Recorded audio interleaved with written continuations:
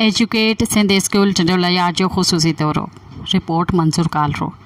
टंडोलायार ज़िले में कुछ सरकारी तोड़े ख़ानगी स्कूल अहिड़ा आहिनि जिते सिंध जे मौजूदा तालीमी हालतुनि में पढ़ाई जो अमल घणो बहितर ॾिसिजे थो।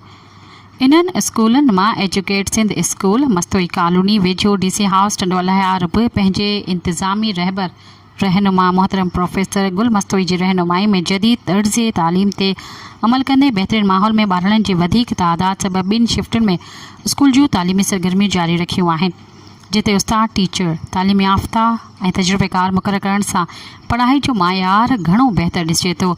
मस्तोई साहिब जे इल्मी शौक़ ऐं ज़ौक़ सां गॾु नेक जज़्बनि सबब ही स्कूल मुकमल तरह सां सोलर बिजली ते पंहिंजो इंतिज़ामी ऐं तदरीसी अमल जारी रखे थो।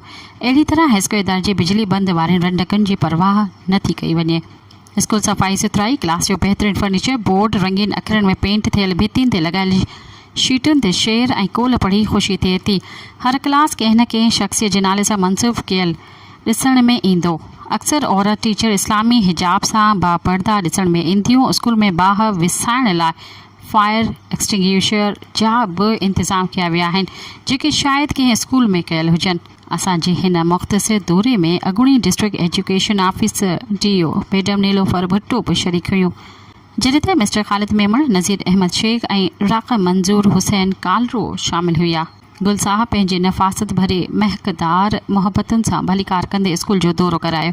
मास्टराणियुनि ऐं शागिर्दनि सां तालीमी कारकर्दगी जी मुनासिबत सां तारुफ़ करायो। इन हवाले सां स्कूल जी बहितरीन शागिर्दियाणियुनि हेड गर्ल, हेड बॉय ऐं प्रीफेक्ट खे एज़ाज़नि सां नवाज़ण लाइ थियल सादी तक़रीब में मदहू कंदे भुट्टो साहिबा खां एज़ाज़ ॾियारिया विया।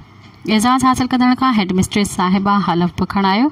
मतिलबु सिंध जे इल्मी स्कूली माहौल में ही स्कूल शानदार ख़िदमतूं ॾेई रहियो आहे, जंहिं लाइ एजुकेट सिंध स्कूल जे आला क़यादत खे बि जस ॾिजे थी।